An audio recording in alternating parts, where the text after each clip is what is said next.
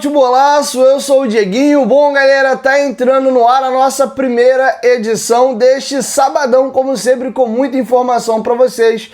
Já chega deixando o like no começo do vídeo que me ajuda bastante. Se for sua primeira vez aqui no canal, seja muito bem-vindo à família Futebolaço. É um prazer poder produzir conteúdo para você todos os dias. Se quiser comprar camisas antigas do Vascão da Gama, entre em contato com a gente lá na lojinha do Futebolaço. A gente envia para todo o Brasil, podemos estar adquirindo também sua camisa aí e o seu casaco, beleza? Desde que seja original, esteja em bom estado, manda a foto que a gente dá uma analisada. Dito isso, galera, vamos aí às informações. Primeiro, vamos começar falando do jogo. Queria corrigir uma informação. Ontem eu trouxe que o Lucas Silva estaria fora da partida e não procede. Foi um equívoco de uma informação que o GE publicou e eu acabei repostando para vocês aqui. Quem tá fora, sim, é o Vidalba, o Gabigol e o Janderson. O Janderson tá no departamento médico. O Lucas Silva, sim, é opção e tá disponível. Peço perdão pelo erro aqui, estou fazendo a correção, tá? Vamos agora às prováveis escalações e eu vou a algumas informações acessórias aí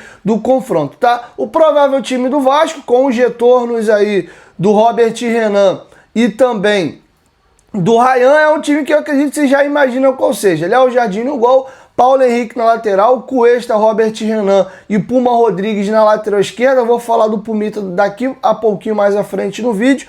E a cabeça da área com Hugo Moura e Barros. O Coutinho Armando, Ryan e Nuno. E no comando do ataque, ele, Pablo Ezequiel Verrete, mantido na equipe. Quem tá fora é o Lucas Piton e o Tietê seguem aí com as suas respectivas contusões. Beleza? O Adson e o Jair já são jogadores aí um tempo maior, um pouco fora. Tá bom? Tá feito aí o registro para vocês do Vasco. Já o Cruzeiro vai a campo com o Cássio. Vou falar do Cássio daqui a pouquinho. William, Fabrício Bruno, Jonathan Jesus e Kaique Bruno na lateral esquerda. E aí, Lucas Romero e Lucas Silva na frente da área, com o Matheus Pereira sendo ali o armador. Wanderson, ex-Inter, numa beirada, Christian na outra beirada, e no comando do ataque, Caio Jorge. E aqui eu começo a falar eu queria levantar 4 pontos para vocês aqui, já falando sobre a partida. Primeiro, o Vasco tem que tomar muito cuidado com a bola aérea, escanteios e faltas laterais. O Fabrício Bruno vive grande momento, é um zagueiro artilheiro, ele é muito alto e faz muito gols de cabeça. Outra questão que eu queria levantar como ponto de atenção, o Christian. É bizarro como esse jogador gosta de marcar gol no Vasco, é o Christian, é o Tassiano. Tem alguns jogadores assim que não são tão famosos e tão badalados, mas que gostam de marcar gols aí contra o Vasco. O Christian, inclusive, já desde as épocas aí de Atlético Paranaense, tá bom? Então tá feito o registro para vocês. Ele é volante de origem, mas tem jogado no Cruzeiro como ponta direita. Outro detalhe que eu queria trazer para vocês é o Vasco tem que tomar muito cuidado com a partida, porque o Cruzeiro vai muito bem nas duas situações. O Cruzeiro sabe propor jogo quando tem que propor, mas o Cruzeiro é absurdamente letal jogando em contra-ataque. O time baixa bloco, marca muito forte, principalmente com o Lucas Romero ali por dentro, e quando rouba a bola, a transição deles é muito forte. O Caio Jorge é um 9 de mobilidade, consegue jogar a bola no espaço para ele atacar e disparar. O Wanderson também é muito veloz. E o Matheus Pereira é um grande passador. Então tem que tomar cuidado com isso. O Lucas Silva tem boa bola longa. Então o Vasco deve jogar em São Januário por característica do time do Diniz, tentando propor jogo, mas tem que tomar cuidado porque o Cruzeiro adora roubar essa bola e jogar em transição. Por outro lado, hoje a gente tem Robert Renan e Cuesta na zaga, com o Paulo Henrique na lateral, junto do Cauã Barros e do Hugo Moura na frente da área. Então vejo o Vasco mais bem protegido e até com um quê de velocidade maior comparado a escalações de jogos um pouco para trás. Então tem esse ponto positivo para ser um antídoto aqui para esse estilo de jogo do Cruzeiro, tá? Mas o Cruzeiro vai muito bem nas duas pontas, tanto quando tem que propor jogo e atacar, como jogar em bloco baixo e jogar em transição, beleza? Tá feito esse registro e queria, cara, trazer uma informação. O Cássio nunca perdeu pro Vasco.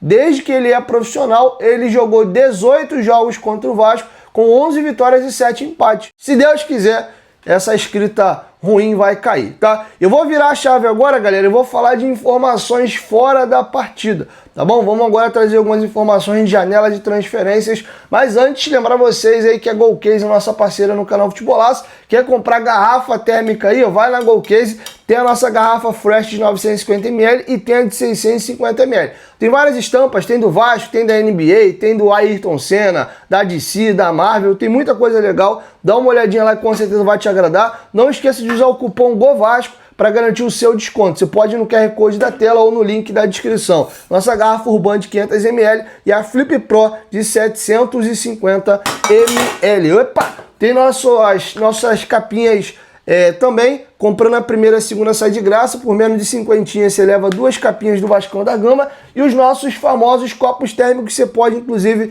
personalizar com o nome e número, tá? 470ml e tem o nosso copão tradicional de 1 litro 120, tem também mochila, tem carregador de celular, carregador portátil, com certeza você vai achar alguma coisa que te agrade na Golcase. Use o cupom GOVASCO para garantir o seu desconto. Lembrando, são produtos oficiais e licenciados, você comprando o Vasco ainda ganha royalties aí. Dito isso, galera, vamos para algumas outras informações curtinhas. Primeiro, teremos um representante do Tottenham e de um outro gigante espanhol, ou Real Madrid ou Barcelona, hoje em São Januário para observar o Ryan, tá? Além disso, membros da comissão técnica da seleção brasileira também estarão em São Januário para poder observar o jogo, porque tem jogadores selecionáveis nas duas equipes, tá? O Ancelotti não vem a São Januário, ele está em viagem, mas teremos representantes aí da seleção. Rodrigo Caetano e eu acho que o Juan, salvo engano, vão estar em loco assistindo a partida hoje entre Vasco e Cruzeiro. Beleza? E aí, falando ainda sobre o Ryan, tá tendo uma confusão, uma discussão muito grande entre os torcedores aí sobre quanto vale o Ryan, por quanto que o Vasco tem que vender o Ryan. E galera, eu sei que é um assunto meio chato e eu não tenho problema nenhum às vezes de ser o cara que traz às vezes alguma informação que às vezes vocês não curtem tanto, mas o preço do jogador, ele é formado por um caminhão de variáveis, não é só pela bola do atleta. O clube que ele joga, as competições que ele disputa, como é que ele jogava na base, qual era o estrago que ele fazia, qual foi o desempenho dele no profissional. Se no profissional ele é um jogador que está jogando as principais competições, se ele é um jogador titular absoluto da equipe, se ele é um jogador já campeão no time que ele joga, como é que tá as finanças do clube que está vendendo, qual é a grife e qual é o know-how e a moral que o clube formador tem no cenário europeu. Então todas essas variáveis somadas fazem o valor final de um jogador de futebol, tá? Não é só a bola que ele joga. Ah, fulano, pela bola dele vale X, o fulano de outro clube vale Y. Não funciona muito bem assim. E tem outras questões que inclusive eu vou trazer sobre o Ryan agora para vocês, que influenciam na negociação. Vou voltar no Andrei Santos e vou chegar no Ryan. O Vasco comeu mosca, o Vasco se desorganizou e o Vasco mandou muito mal na condução, na renovação de contrato, tanto do Ryan como também do Andrei Santos. Suas duas últimas grandes joias aí, muito cobiçadas pelo mercado europeu, e isso influenciou diretamente na venda de seus atletas. O Andrei Santos poderia ir embora de graça e o Vasco ficar chupando o dedo. O jogador, por ser um cria da base, ter respeito e gratidão ao Vasco, não queria que ele saísse sem o clube ser indenizado, tá? Porém, o jogador ficou com a faca e o queijo na mão e na hora de negociar uma renovação de contrato, mais para proteger o Vasco, falou, pô, cara, não vou sair de graça não, vamos renovar aí para vocês pegarem um caraminguá. Sendo que o Vasco chega de sunga e canivete para uma guerra dessa. O Andrei mordeu um percentual importante do passe dele, não me recordo agora se foi 20% ou 30%, e o Vasco mais o Bertolucci, que era quem representava o jogador, no ato da renovação já deixou claro, ó, a gente renova, mas ó, já com a certeza de que ele vai ser vendido na próxima janela. E os clubes já negociaram o teto. Se chegar uma proposta nesse valor aqui, a gente vai ter que ser vendido e ponto. Beleza? Essas são as condições para renovar. O Vasco se viu obrigado, beleza, então eu aceito. E o Andrei foi vendido por 12,5 milhões de euros. Se você pega o Danilo, do Palmeiras, e o João Gomes, do Flamengo, que são jogadores ali de prateleira similar, mais ou menos a mesma geração em termos de idade, e jogadores da mesma posição, pega quanto foi vendido o Danilo e pega quanto foi vendido o João Gomes. Pô, é um absurdo, o Vasco vende mal? Mais ou menos. O Vasco ainda teve o problema dessa questão aí de praticamente podia perder o jogador de graça e rolou essa situação deles toparem a renovação para o Vasco sem ficar de graça, mas o Vasco teve que se sujeitar a algumas condições impostas pelo empresário do Andrei, e o Rayan está indo no mesmo caminho. O Rayan também poderia sair de graça, o Vasco demorou em renovar o contrato, e na renovação que eles fizeram, botaram a multa de 40 milhões de euros e com o Rayan mordendo 30% dos direitos econômicos. Exemplo, se alguém chegar aqui e pagar a multa do Rayan, que é 40 milhões de euros, o Rayan morde 12 milhões de euros da transação. O Vasco só fica no máximo com os 28 milhões de euros, porque na renovação o Rayan também poderia ir embora de graça e fez a renovação com a multa de 40 milhões e o Vasco perdendo 30% do que tinha sobre o passe fixado do jogador. Então, tem esses problemas. Então, pra galera aí que, pô, o Rayan vale 50, o Rayan vale 45, mano, tira o cavalinho da chuva. Ninguém paga mais do que a multa, não faz nem sentido. Se a multa é 40, por que eu vou pagar mais do que 40? Pagou a multa, levou. Se o jogador aceitar a proposta financeira e o tempo de contrato, acabou, não tem nem negociação. Então, quando você pensar em venda do Rayan, é de 40 para baixo. E desses 40 para baixo, se for 40, o Vasco só fica com 28. Pô, jogadores jovens com projeção futura, o ideal nunca é vender 100%. É você vender e ainda ficar com 10, 15, 20% numa venda futura. Porque ele vai, por exemplo, para o Real Madrid, ele vai para o Chelsea, ele vai para o Arsenal, não sei para quem o Vasco vai vender. O jogador, quando ele for revendido dentro da Europa, pensando que ele pode se valorizar, valer muito mais e trocar de clube, depois de tu ter um percentual bacana. Então, se a multa é 40 e eu não vendo tudo, se eu vou vender 80, 90, você já começa a diminuir o valor. E desse valor que sobrar, 30% o Rayan morde. Outro detalhe que joga contra o Vasco ultimamente não tem se notabilizado no mercado por ser um clube que revela grandes jogadores. Aqueles jogadores que vão, explodem e voam no futebol europeu. O último jogador do Vasco que foi primeira prateleira do futebol mundial foi o Felipe Coutinho, que foi vendido em 2010. E jogadores que jogaram entre a segunda e a terceira prateleira e tiveram boas carreiras na Europa são o Douglas Luiz e o Alan. São jogadores de carreiras aí bacana na Europa, mas não são jogadores níveis Felipe Coutinho, Neymar, jogadores dessa primeira prateleira. São boas carreiras. Outro detalhe também que joga um pouco contra o Vasco são as finanças. Para quem não está acompanhando o noticiário do Vasco, o Vasco nesse exato momento está tendo aí uma negociação junto ao Ministério Público e os credores para ter uma aprovação de captar no mercado um empréstimo de 80 milhões de reais no mercado. Porque o Vasco já identificou que sem esse aporte não vai conseguir honrar os seus compromissos aí daqui para os próximos meses. O Vasco está com as finanças muito apertadas, não à toa está tentando aí aprovar junto aos credores a recuperação judicial. Outro detalhe importante também dentro dessa situação, estava dentro da linha de raciocínio do Vasco vender o Rayan em junho.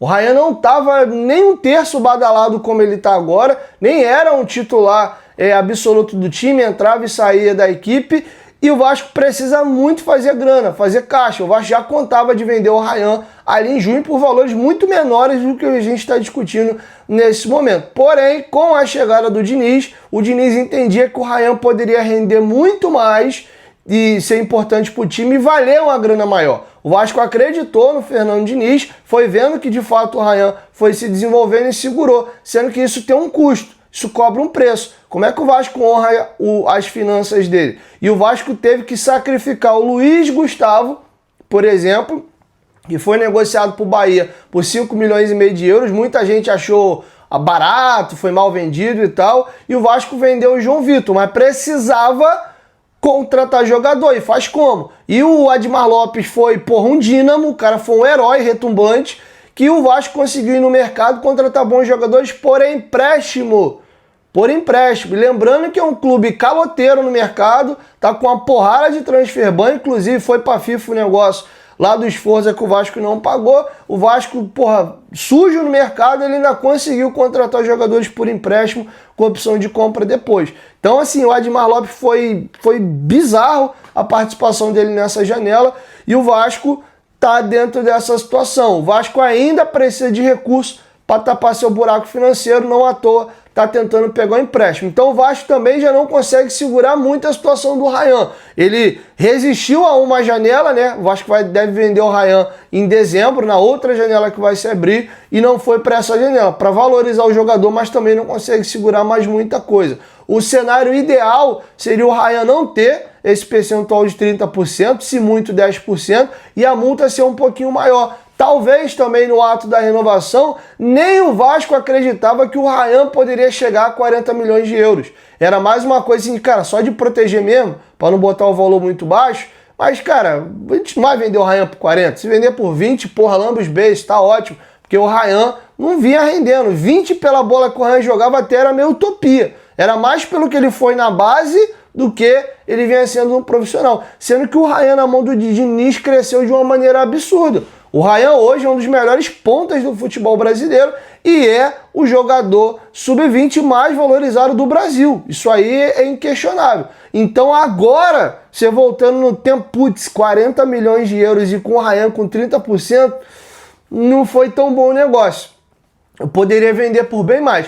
Por outro lado, se não é o pedido do Diniz também, o Ryan também teria sido vendido em junho e a gente nem teria visto esse desenvolvimento dele para frente, né, esse crescimento absurdo que ele teve no Vasco, a gente nem teria visto isso, e teria até achado que de repente 15, aí 18, teria sido bom negócio. Então tem essas variáveis agora para poder a gente entender como é que vai ser feito o negócio. Estou curioso para saber qual vai ser o valor da venda, mas dificilmente o Ryan, placa do 2026, com a camisa do Vasco. Ele tem contrato até dezembro de 26, não sei se é possível, não sei qual foi o nível de acordo que foi costurado, de repente fazer mais uma renovação, cara, aumenta o salário dele e aumenta um pouquinho mais essa multa para tentar vender ele um pouquinho melhor. Torçam para o garoto não se lesionar e para que ele não só mantenha o nível, como ele suba o nível de rendimento dele. De repente ele arrebentando daqui para o final do ano, o Vasco campeão da Copa do Brasil, dá para costurar aí uma venda melhor e quem sabe ainda não desenrolar ali mais uma renovação de contrato para tentar subir essa multinha aí, tá? Mas o Vasco não consegue segurar mais muito tempo não, porque precisa da grana, inclusive tem a recuperação judicial. Os credores aí estão de olho nessa situação e devem querer usar de barganha a venda do Ryan para botar um dinheiro para dentro na recuperação judicial e parcelar aí a diferença, tá bom? Então o Ryan tá sendo, cara, assim, algo muito especial na vida do Vasco, tanto na parte técnica, como também para ajudar a resolver a sangria financeira do Vasco, tá bom? Falei que eu ia falar do Puma e já ia esquecendo. Vou deixar um cortezinho aqui para vocês da última entrevista coletiva do Diniz falando sobre, inclusive, a renovação de contrato do Puma. O Puma pode ir embora daqui a 3 meses, o Vasco não tem negociação com ele nesse momento e acho que passou da hora do Vasco voltar a carga nessa negociação, tá? E o Diniz, inclusive, vai falar sobre a disputa de posição entre ele e o Lucas Piton. Com vocês, Fernando Diniz. Ele é um jogador que eu tenho uma relação ótima com o Puma desde quando eu cheguei aqui. Eu já tentei levar ele para trabalhar comigo. E ele é um jogador que eu gosto, sempre falei aqui internamente que eu gosto e eu quero que ele permaneça. Ele é um jogador que tem qualidades muito importantes. Recaía sobre ele algumas críticas na questão da marcação, que comigo ele está indo cada vez melhor nesse quesito também. Ele é um jogador que é grande, jogador alto, jogador forte, jogador rápido e que sempre jogou de lateral. Então, um jogador com essas características, não sei porque ele marca mal. Uma questão, ao meu ver, é uma questão mais de orientação, de treinamento, de cobrança. E eu acredito que o Puma ele tem muito ainda para evoluir. Ele é um jogador que eu gosto bastante. É um jogador que tem um poder de decisão muito grande. Bate muito bem na bola, um jogador que ajuda muito também na bola aérea defensiva e ofensiva. E eu, na minha concepção, ele é um jogador para ficar no Vasco com toda certeza. Em relação ao Piton, não só o Piton em relação ao Puma, mas ao Vitor Luiz, eu vou colocar os jogadores que eu achar que vão ajudar mais o Vasco a vencer. E o Puma, hoje, ele é um dos titulares do time. O Pitol também é um dos titulares do time. Assim como o Vitor Luiz, por uma opção minha, não foi imediato, mas uma hora se eu achar que ele tem que jogar, ele vai jogar. Não vejo os jogadores... Eu vou respeitar sempre o melhor momento de cada um nos treinamentos e nos jogos para colocar o melhor time para jogar. Bom, galera, é isso. Assim eu fecho com vocês a nossa primeira edição. Logo mais aí eu volto com o nosso tradicional pós-jogo. Espero eu com a vitória do Gigantesco da Colina, beleza? Se Deus quiser, vamos quebrar esse tabu aí. Bola na casinha do Cássio, tá bom? 1, 2, 3, futebolaço, tamo junto, família. E a qualquer momento que voltar mais, tamo junto. Valeu, fui!